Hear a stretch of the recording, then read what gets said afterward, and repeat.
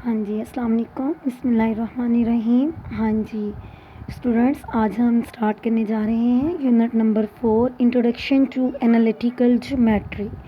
हाँ जी, तो इसके इंट्रोडक्शन के हवाले से थोड़ा सा ये जो है वो डिस्क्रिप्शन दी हुई है, इसको पहले स्टडी करते हैं फिर नेक्स्ट चलते हैं। Geometry is one of the most ancient branches of mathematics. Greek systematically studied it about 4 centuries BC. Most of the geometry taught in schools is due to Euclid, who expounded 13 books on the subject. A French philosopher and mathematician René Descartes, इसका जो period है वो 1596 to 1650 AD, introduced algebraic methods in geometry which gave birth to analytical geometry. ठीक है जी। Our aim is to present fundamentals of the subject in this book. हाँ जी, यहाँ पे आपने इंट्रोडक्शन में जो बताया हुआ है, आपने देखा कि सबसे पहले जो है यूक्लिड मैथमेटिशियन था, जिसकी वजह से जो आजकल हम स्कूलों में जो है वो ज्योमेट्री पढ़ते हैं, ठीक है, उसने सबसे पहले इस पे काम किया था।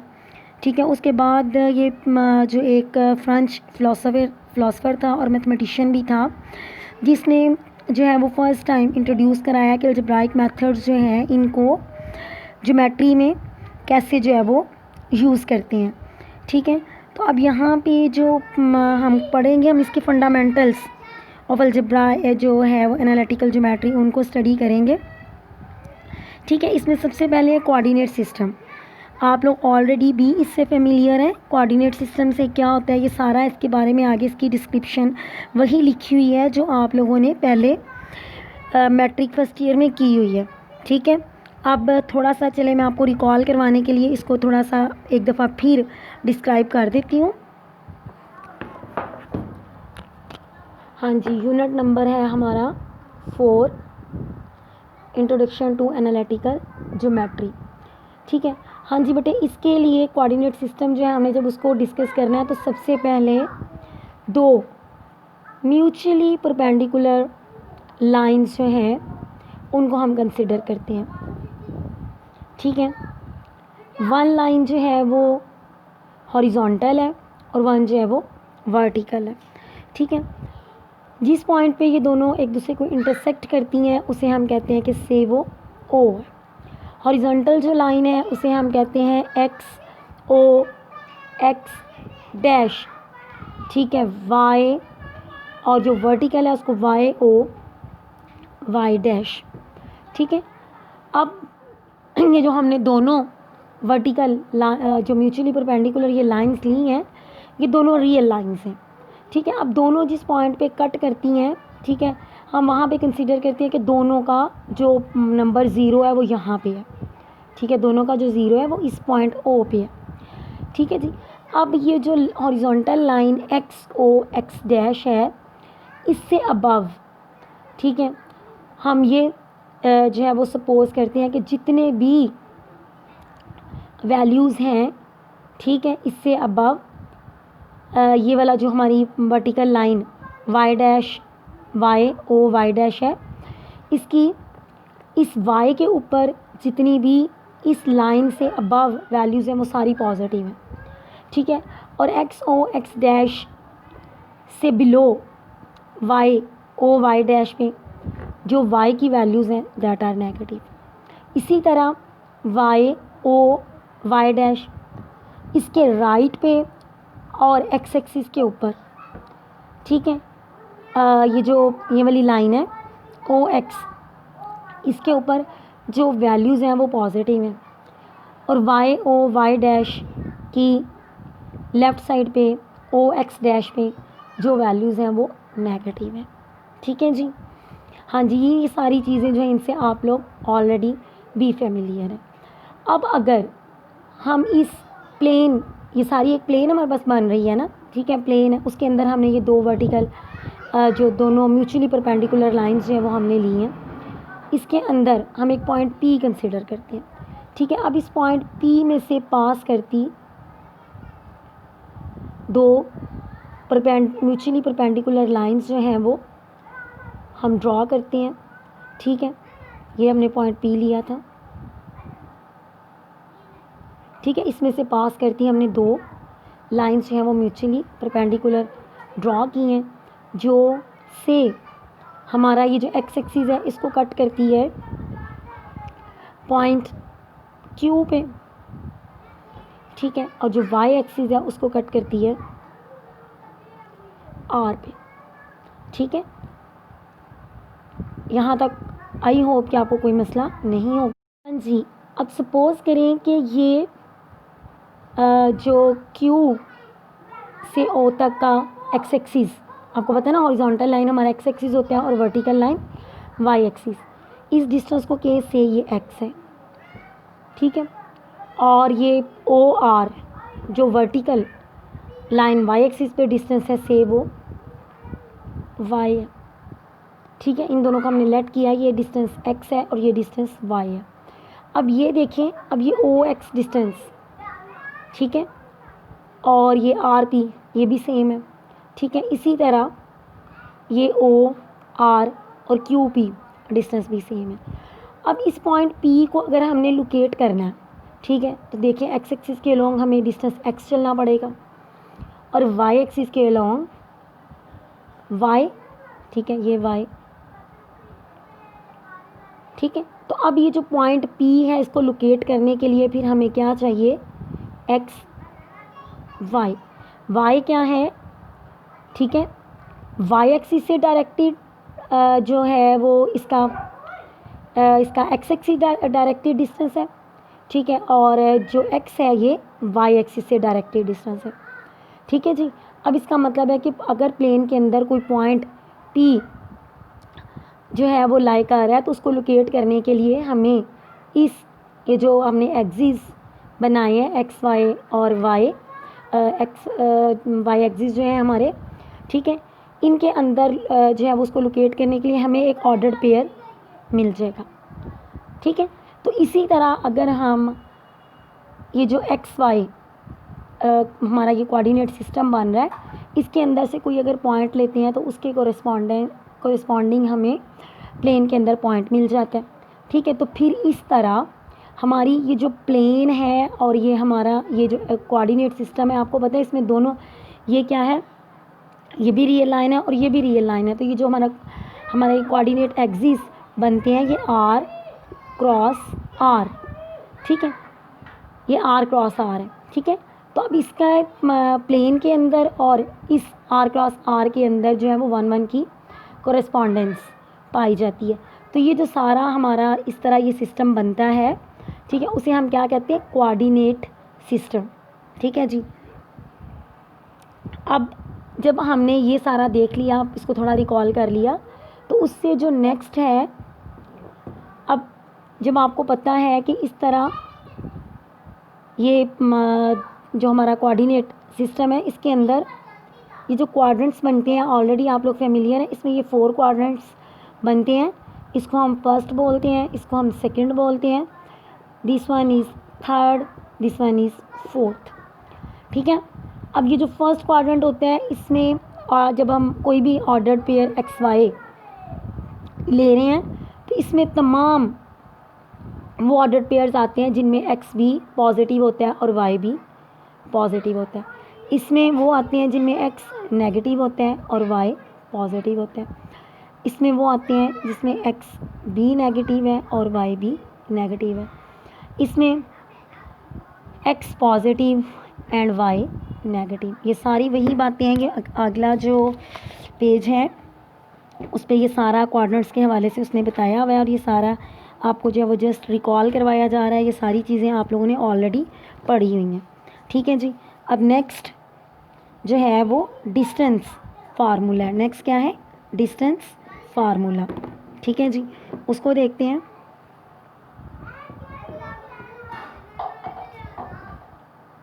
ठीक है, कि अगर ये हमारे पास प्लेन है, ठीक है, इससे भी आप लोग ऑलरेडी डिस्टेंस फार्मूला से भी फेमिलियर है, मैट्रिक में आप लोगों ने ये भी पढ़ा हुआ है। ठीक है, डिस्टेंस फार्मूला, डिस्टेंस फार्मूला। ठीक है जी, कि प्लेन के अंदर फ़र्ज़ करें एक पॉइंट P है आपके पास, दूसरा Q है, ठीक है। P के कोऑर्डिनेट्स हैं x1 y1 और Q के कोऑर्डिनेट्स हैं x2 y2, ठीक है। तो इनके दरमियान में ये जो डिस्टेंस d बराबर PQ है, ठीक है। तो इसको हम फाइंड आउट करते हैं, x2 माइनस x1 स्क्वायर, इसका कोऑर्डिनेट माइनस इसका, plus y2 minus y1 y coordinate square root, ठीक है जी। अब जोन सा मर्ज़ी आप पहले कंसिडर कर लें, ठीक है। जैसे मैंने इसका पहले x कोऑर्डिनेट लिया ना, तो फिर y भी आपने इसका पहले लेना है। अगर आप इसका x पहले लेंगे तो फिर x1 माइनस x2 का square plus y1 minus y2 का स्क्वायर, ये भी तरतीब आपने सेम रखनी है, ठीक है। इससे कोई फ़र्क नहीं पड़ता कि आप पहले किसके कोऑर्डिनेट्स हैं वो ले रहे हैं, ठीक है।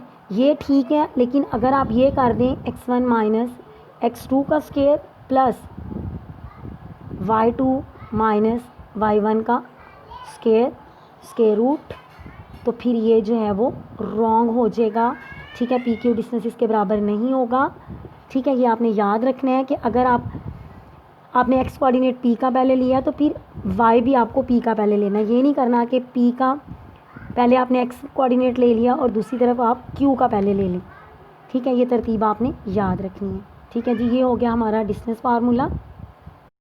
हाँ जी, अब जो नेक्स्ट है वो है हमारा रेशो फार्मूला, ठीक है। अब ये डिस्टेंस फार्मूला से आगे जो नेक्स्ट है दैट इज़ रेशो फार्मूला। वो क्या है, अगर फ़र्ज़ करें एक हमारे पास ये प्लेन के अंदर ही चाहे चलें इस तरह ड्रॉ कर लें, ठीक है, कि कोई पॉइंट से P है, इसके कोऑर्डिनेट्स हैं x1 y1, ठीक है। Q है, इसके कोऑर्डिनेट्स हैं x2 y2।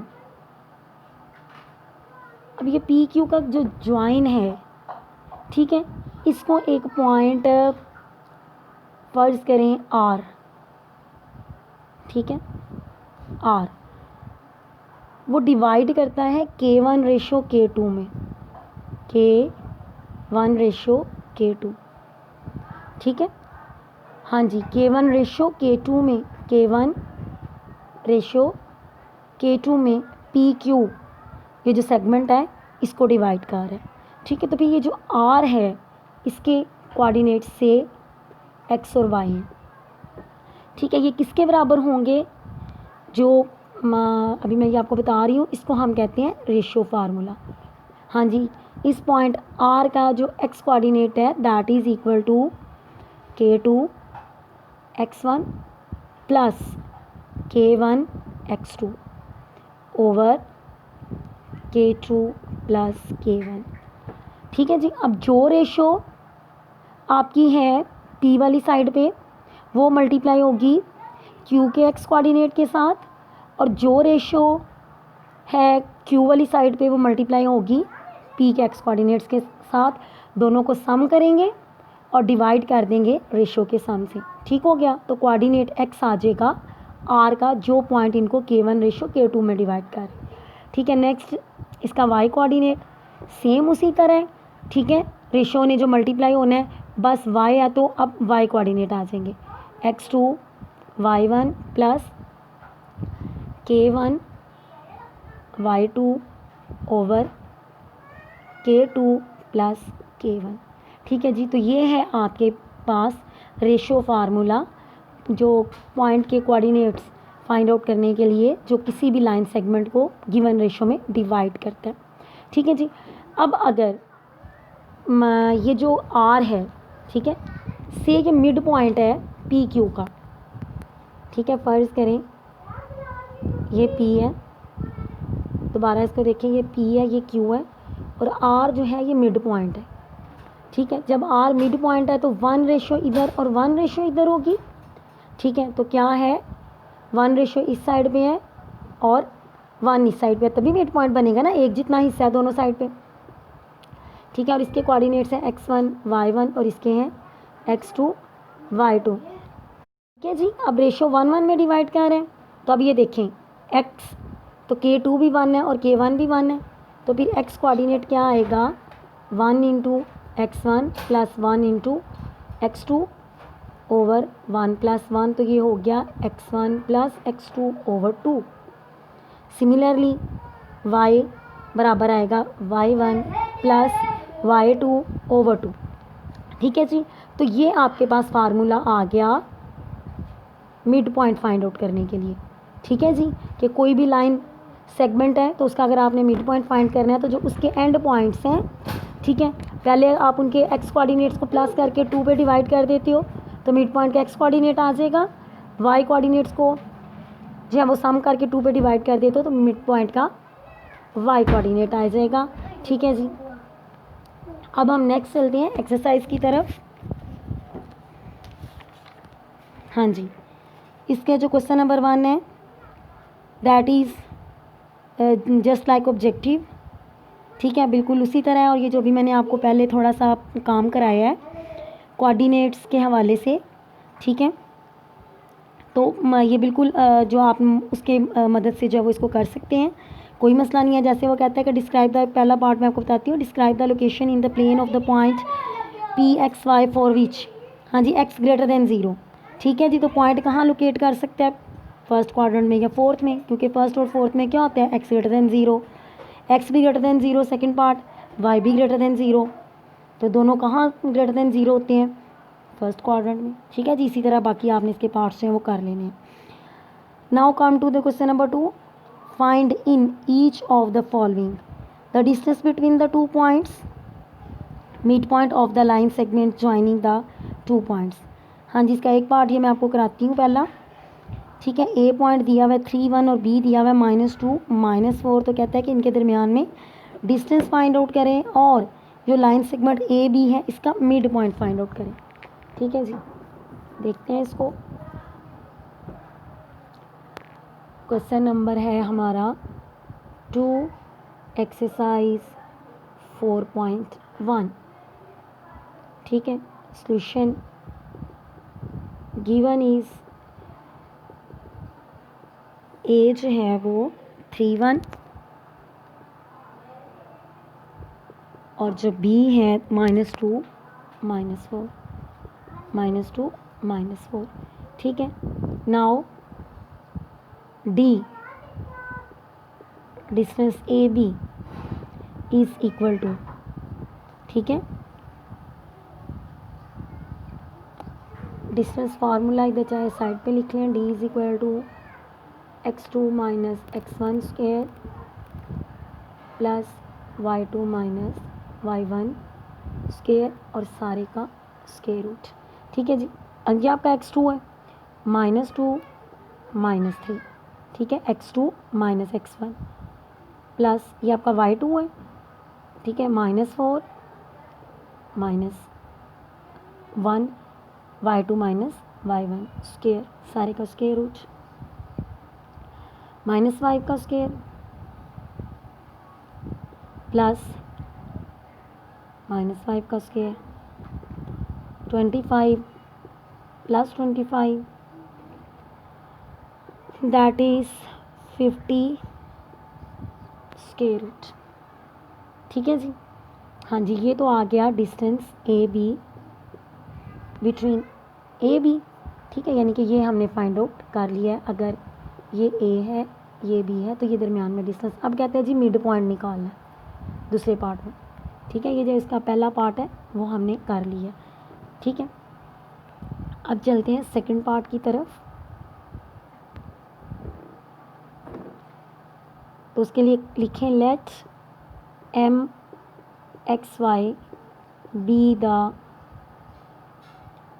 Mid point M P, ये जो मिड पॉइंट के लिए लिखते हैं mid point of A B. ठीक है, ये सेगमेंट को शो करते हैं कि ए बी सेगमेंट का, then x is equal to, हाँ जी, तो मिड पॉइंट का फार्मूला मैंने आपको क्या बताया था कि दोनों के x कोऑर्डिनेट, अभी हमने किया है कि दोनों के x कोऑर्डिनेट को जमा करके 2 पे डिवाइड कर देना, 3 प्लस -2 ओवर 2, 3 -2 1 1/2, y कोऑर्डिनेट्स दोनों के जमा होंगे, -4 1 प्लस -4 ओवर 2, क्या आ गया, -3/2। 2। ठीक है, तो so mxy is equal to 1/2 and -3/4। ये आ गया जी मिड पॉइंट। नेक्स्ट अब आपने जनाब इसी तरह इसका जो है वो बी पार्ट और सी पार्ट करने हैं। अब चलते हैं क्वेश्चन नंबर 3 की तरफ। कहते हैं which of the following points are at 15 units from the origin. हाँ जी, अब यहाँ उसने ये 4 पॉइंट्स दिए हुए हैं, तो वो कहता है कि ओरिजिन से ये कितने फासले 15, इनमें से कौन कौन से जो हैं वो 15 यूनिट्स के फासले पे हैं। ठीक है, तो जी ए पॉइंट आप इसको कंसीडर करें, बी जो है वो आप ओरिजिन को करें। ओरिजिन पे दोनों points X coordinate Y coordinate क्या होते हैं, 0 0। तो इन पॉइंट्स का जो है वो उससे डिस्टेंस निकालें ओरिजिन से। जिसका 15 आ गया वो 15 यूनिट्स है फ्रॉम ओरिजिन। ठीक है, जिसका ना आया वो नहीं है। ठीक है, अब चलते हैं क्वेश्चन नंबर 4 की तरफ। हाँ जी, अब क्वेश्चन नंबर 4 में चले 4 को रहने दें, इंशाल्लाह जो है 3 तक आप ये कीजिएगा सारे। ठीक है, 4 से नेक्स्ट जो है वो हम अगले लेक्चर में जो है वो इंशाल्लाह कंटिन्यू करेंगे। ओके जी, अल्लाह हाफिज़।